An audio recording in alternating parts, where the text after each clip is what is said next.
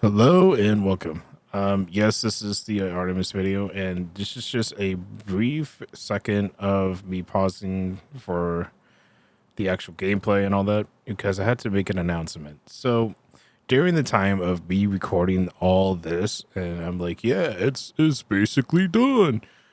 High Res is like, or the Titan Talk just got announced during this time today on the 21st, and they announced that the next patch, Ob15, they're going to remove all anti-heal items in the game. So some of the items might be different. So I might have to even make another follow-up video for Artemis. Oh my god, because of course the game had to change as soon as I got done with this recording. I'm not going to go over what each item did or what changes they did because that will just take a whole nother video. But just be aware that, yes, I do agree that some of these items would be really good with Artemis until the Ob15. But until then, I'll make another follow-up video and address this. So sorry for the confusion. I was not expecting this either. So the whole during Ob14, this video would be viable until Ob15 happens, and then I'll have to make another video. All right, that being said, back to the video.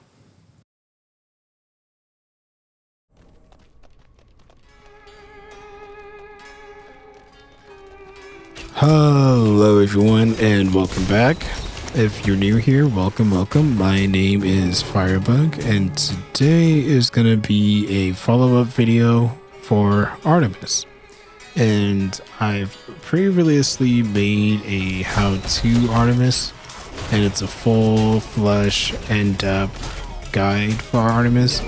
So if you want, you can go ahead and check that out. I'll even put the YouTube card on the top right, and also put the link in the description, so go ahead and check that out. And this is going to be basically a update for Artemis, what I've been doing with her, what I like about her, what's new, what different items that I've discovered that works with her, all that. So sit back, enjoy the gameplay as I start yapping. So for the how to Artemis, I said that I didn't really like the aspect as much, but now I kind of use it a lot. So it does kind of suck that you cannot trap or have the CC after CC, but what really makes me want to use the aspect is just the one, I can clear wave without even being in the wave. What does that mean? So I can basically put a bunch of traps on dual side of the lane or left side lane on Conquest, and put a bunch of traps, walk away, probably gank in mid, and they say, oh, Dance was gonna push up, right? Well, as he was pushing up with his decoys or mini waves, my traps would clear basically the entire wave. So I think that's huge, and on top of it, every time it's active, I'm getting healed. So let's say at the same simultaneously, right?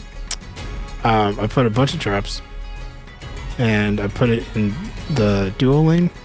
I go gank mid, and let's say I'm fighting the person that's in mid, and as I'm fighting, I'm losing health.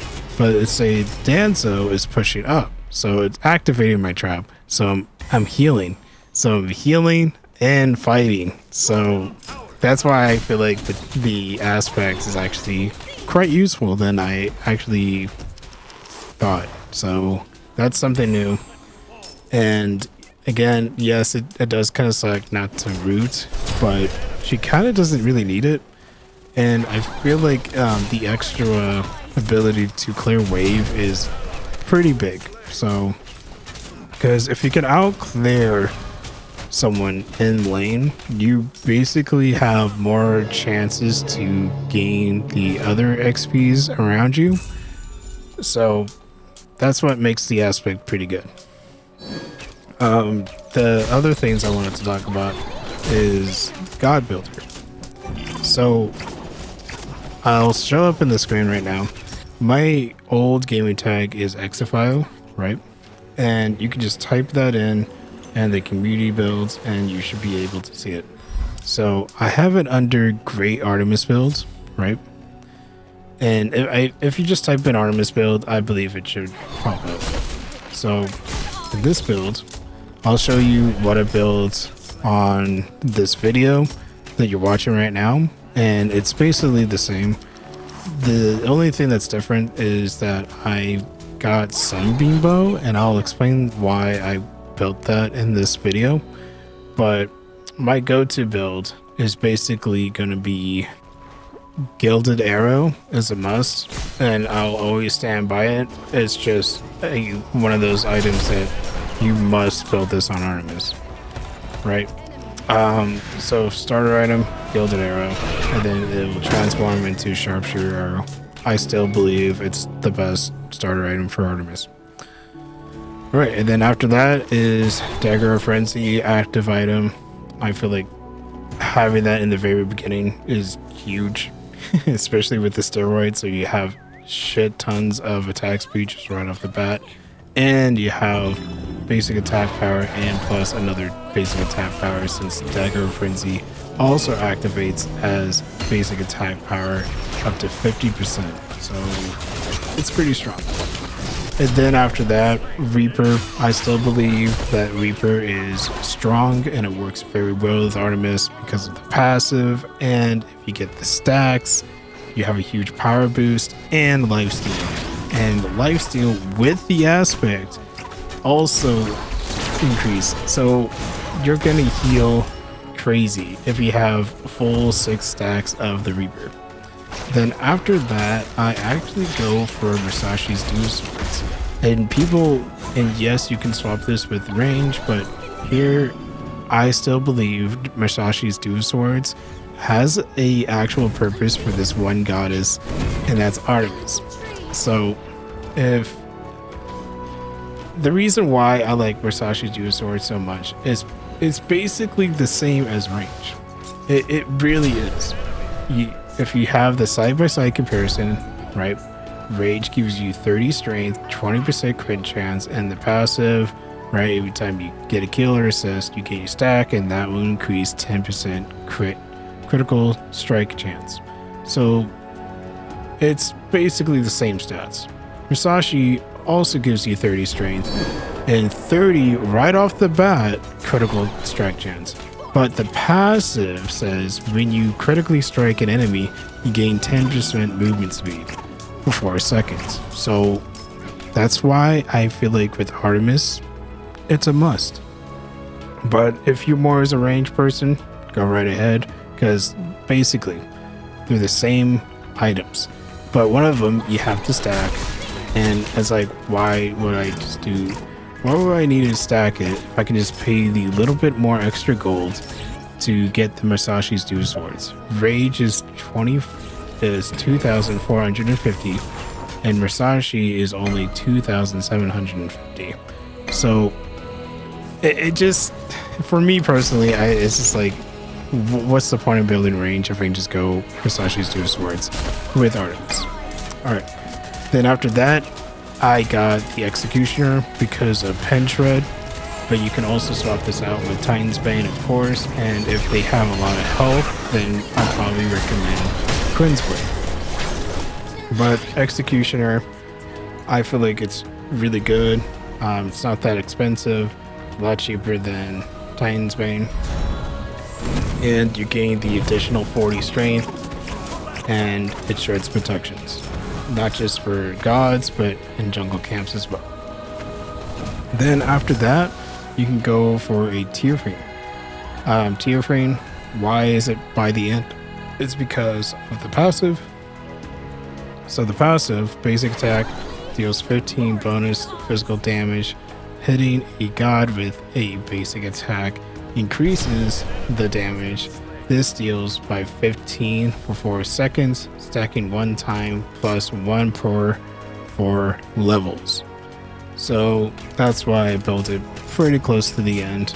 But you can also swap this with, again, with Quinn's Blade if they have a lot of health, and you can shred tanks. Or if you want to look for anti-heal, Larian's Bow, must have, best item in the game. I don't care what other people say. Best item for hunters, Larian's Bow. You can never go wrong with it. It's an active anti-heal and shield. It destroys shields by 50. Go through walls, by the way.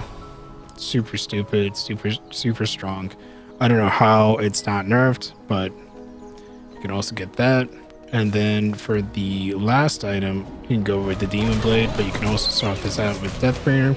But I believe Demon Blade is slightly better because more attack speed, the more autos you're gonna hit, more procs that you're gonna have to get that movement speed with Musashi's Dual Swords, and the more attack speed, basically, the more damage you're gonna outperform. But I'm not saying Deathbringer is bad. Gives you a little bit less crit, but you gain 35% increased critical strike damage, so you're gonna hit a lot harder. But the attack speed is mainly used for like utility rise than the actual damage, because yes, you're gonna kill people like 3 hits with the Deathbringer, but with Demon Blade you're gonna have the attack speed, so you can utilize that with minions. You can utilize that with camps. You can utilize it with other enemy gods, right?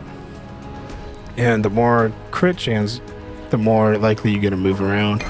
So with the Musashi's Dual Swords and with Artemis's steroid. So that's why I believe Demon Blade would be a better option. But again, you can go with Deathbringer, and they're both pretty solid. So that covers majority of my second row of swappable items. So I did put Death's Tool in the very beginning, but that is the second option you want to have. But really, you don't really need it. I still believe Gilded Arrow is just by far the best. And the other item, Leather's Cowl, I think it's called. Let me just double check. Yep. So Leather's Cowl. It sounds good in paper. It really does. But if you think about late game, you're mostly gonna be grouped up with your teammates. And you see it with it doesn't matter if it's casual, rank. At the very end of the match, you're gonna be grouped up. So you're gonna have that passive proc, right? If you're alone, it works a lot better, because if you're alone, you get that movement speed, and it really helps Artemis a lot more, right? But since you're going to be with allies, your ally guides will gain 15 attack speed. So, I'm not saying it's bad, but I still believe that if you want to go for a lifesteal and some health, get Death's Tool, and I think it'd just be a better option for Artemis. But in my actual opinion, if it was a tier list of starter items for Artemis, Gilded Arrow by far, because it works with their passive, works with everything else, and then upgraded version with Sharpshooter Arrow passive, like every 7.5 meters away. Well, basically, the farther away you are, the more damage you're gonna go. And why is that important? Because Artemis is the backline, right? If you think of every position, Artemis is going to be backline anyways. So you're going to hit pretty fucking hard with just your basics alone. And if you get a CC, or let's say your teammates get a CC and they're stunned, you're going to hit super hard. And you're in a safe spot with positioning. So position is key with Artemis. If you're in the right spot, if you can outsmart people, you're gonna win the game. So those are the reasons why I still believe Gilded Arrow and Sharpshooter Arrow is a must. Alright, I know I'm kind of saying that as a broken record, but I just need to clarify that to people. Alright, so I covered Larian's Bow if you need the anti-heal. you just pick that up. Just pick that up. You're gonna be fine. You could get Brawler's Speed Stick, but I honestly believe that why get that if you can just get a Larian's Bow and just dominate.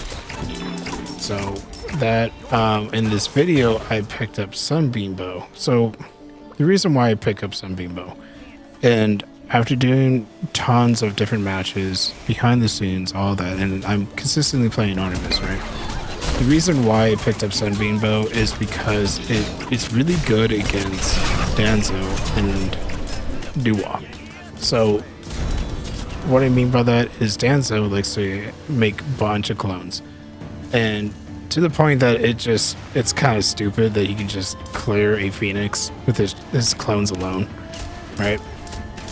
But with Sunbeam Bow, it helps you clear those minions or his decoys, and it helps it, like, except just shooting one arrow, you shoot 3. So you can kind of see the picture of how that can just utilize it as it will clear minions a lot faster, or other gods that make minions. So Doo-Wop makes those clones or minions, and with Sunbeam Bow, basically you're just gonna shred it and basically destroy those minions pretty easily. Sunbeam Bow also gives you 40 strength or 50 intelligence depending on which one's higher, blah blah blah blah, you get the idea. But that's the reason why I got Sunbeam. It's just purely against the Danzo. Another thing, if you want to fight against Danzo, pick Artemis with Aspect with Sunbeam, and he can't really backdoor, or he can't really okay, I'm gonna step back. If there is an enemy god that is backdooring a lot, I feel like Artemis with the Aspect is really good, because you can place a bunch of traps. Like I said in the beginning of the video, you can place a bunch of traps just on the left side, and then you can go to mid or right or take an objective, whatever. But your traps will always be there unless you activate, I think it's every 5 traps, if I remember correctly. So every time you activate the 5th one of them disappears, right? Because you can only have 4 on the map at the time. So that being said, you can and you're not utilizing your traps to stun, so it's like there's no point to pop them out and use this the one during team fights, right? Unless you know that nobody's pushing your lane, then I say go ahead and use it. But that being said, Danzo is known for split pushing. And what they do is they get a lot of intelligence, and it will proc his clones. And what they do is Danzo will step in the tower, have like a couple of clones pop out, and then he will step out, and the clones will actually take tower shots. But Danzo can step back in, create more clones, and just keep pushing, or split pushing tower after tower, and then eventually your Phoenix. So I believe Sunbeam Bow really works, and the Aspect, having all those traps on, let's say, your lane, every time he has those clones, his clones is going to activate it. It will destroy his clones, and it will also destroy some minions, right? So he can't really have a huge, strong, easy way to push or split push because of Artemis's Aspect and Sunbeam. And then you're like, oh, he activated my trap. You can back, have time to back, and then you can fight him. And yeah. Some people might think of why Sunbeam and not what's it called, Odysseus Bow.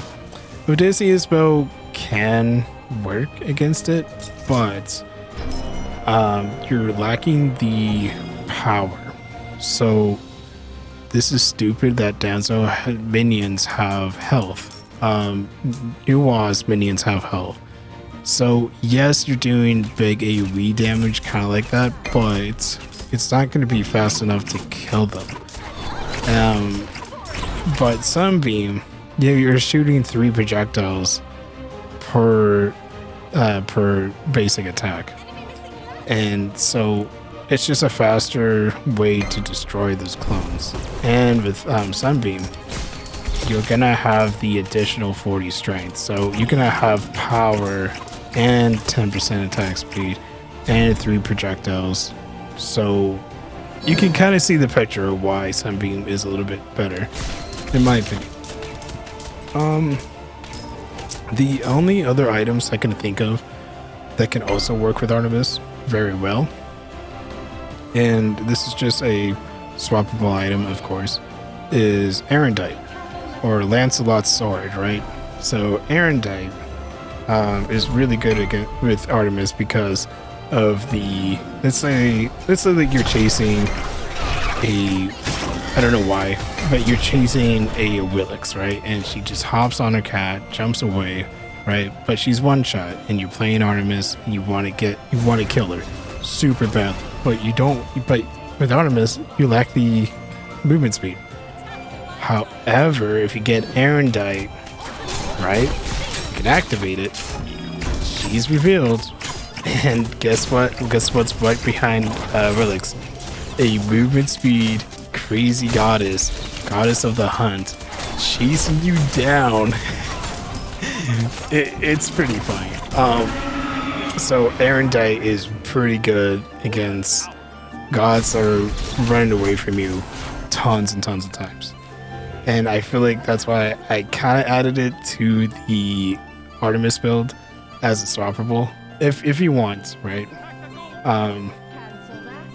But yeah, and then let's say like you chased her and you caught up to her, Musashi's dual swords come into play, because every time you hit a crit, you gain more movement speed, right?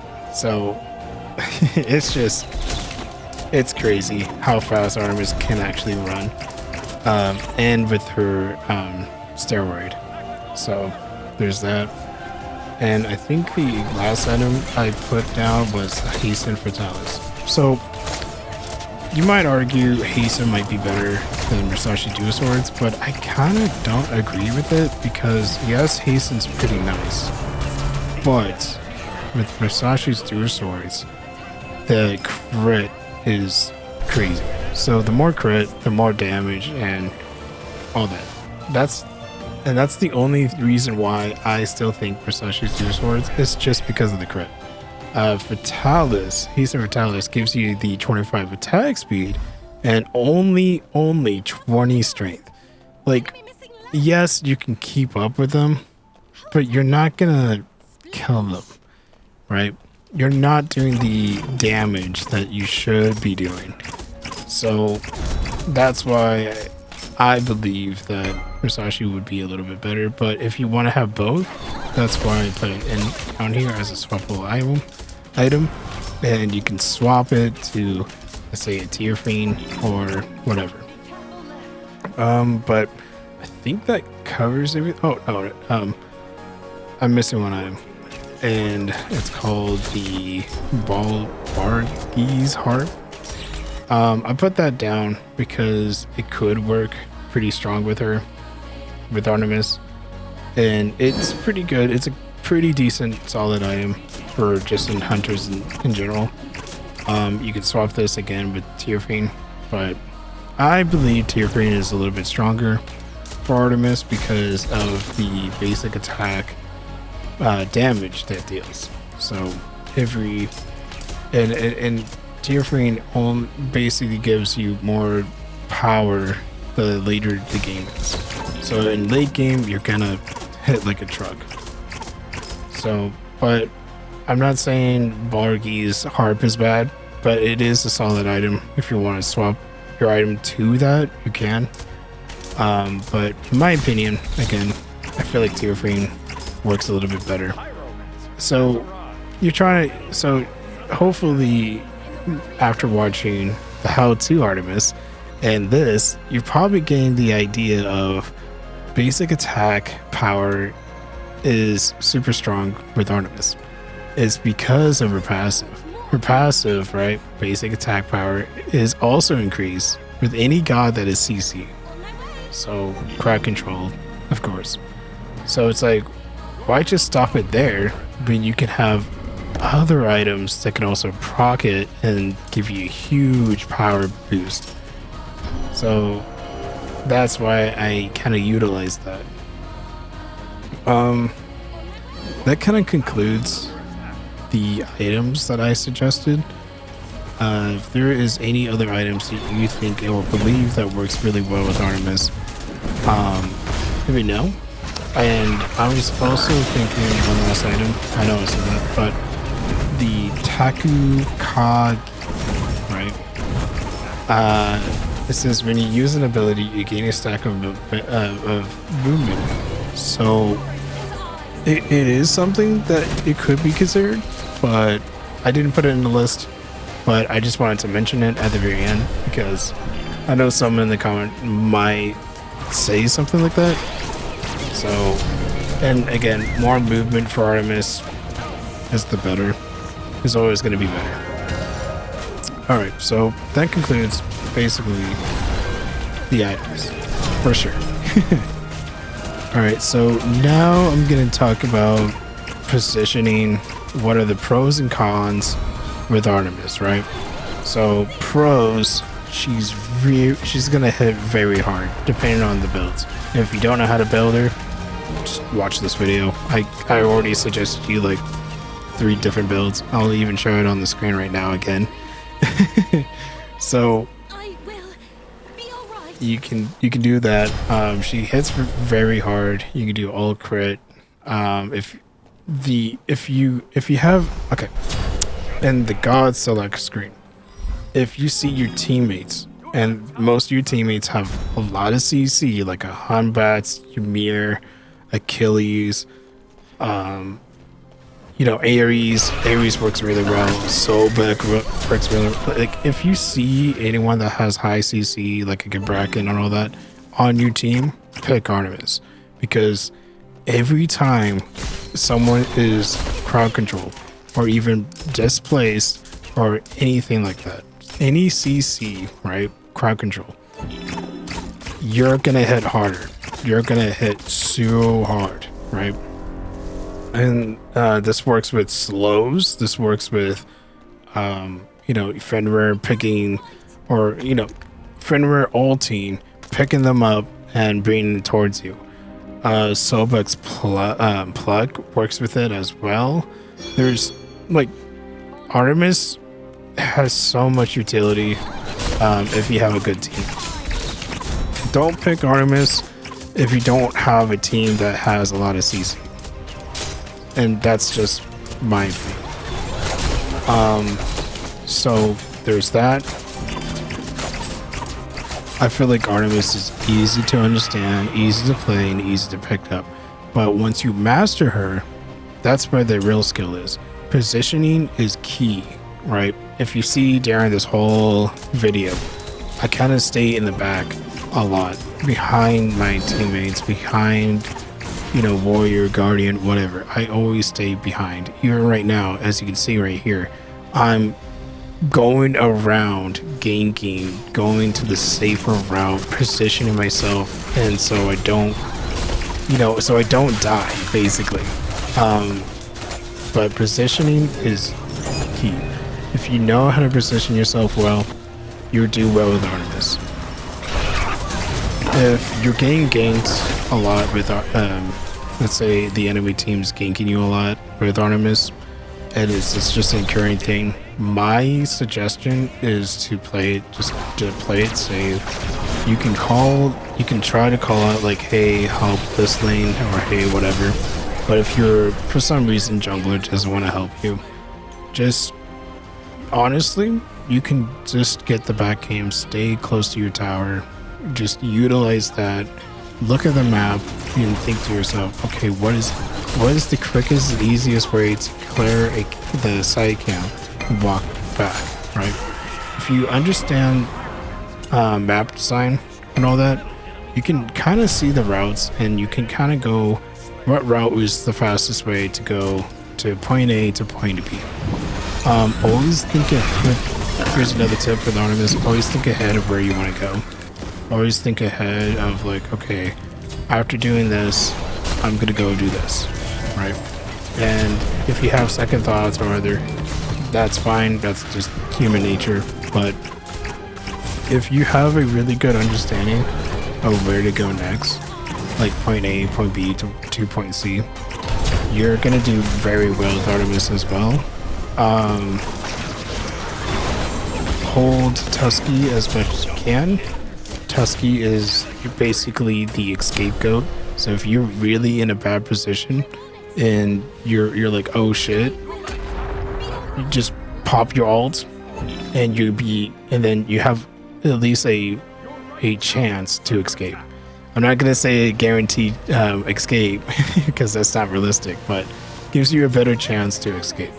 And I know that sounds like a no-brainer, but you might be surprised how many people I've seen that play Artemis and they don't pop their ult at all, or they pop their ult and then they die instantly because they popped it too late. So, and as soon as like Artemis dies, Tusky dies, right? Like he doesn't stay there and just keep stunning up to 5 gods. He dies as like immediately as Artemis. So just to keep that in mind. Let's talk about relics. So Artemis has a couple of relics that she can utilize pretty well. But in my opinion, and the one that most people are going to be used, is just beads. Beads is just a must for Artemis because if you can escape any misposition or crowd control on you, right, as Artemis, you're going to have a better upper hand than someone that doesn't have it. So Aegis is okay, but I don't really recommend it. I still believe beads is just a better option. You don't really need Sundering Arc. Like, yeah, you could get it, but you're not gonna just, let's say, run in, Sundering Arc the Fire Giant, and then get out scot-free. That's just not how Artemis works, especially when she doesn't have a escape whatsoever. So yeah, I don't think like I'm not saying Sundering Arc is bad for her. I'm just trying to be realistic. You're not gonna probably utilize this, and it's like it's comes to the factor of why do I need to get this when I can get beads and have a better survivability option for me. So another relic is Blink. So I don't think it's combat blink. Yeah, I took that away. So, but blink in general is pretty good with Artemis, especially if you're running away, you can blink out. But if you get hit, you're not gonna be able to blink out. But if you didn't get hit, and someone's chasing you, blink is a really good option for Artemis, and you can also use it as an escape or the aggressor. So with Artemis, and if you have an ultimate, you can blink in, stun a lot of people, and it brings your team a better position. But it might put you in a bad position because you're, in the middle of the 5-man team, right?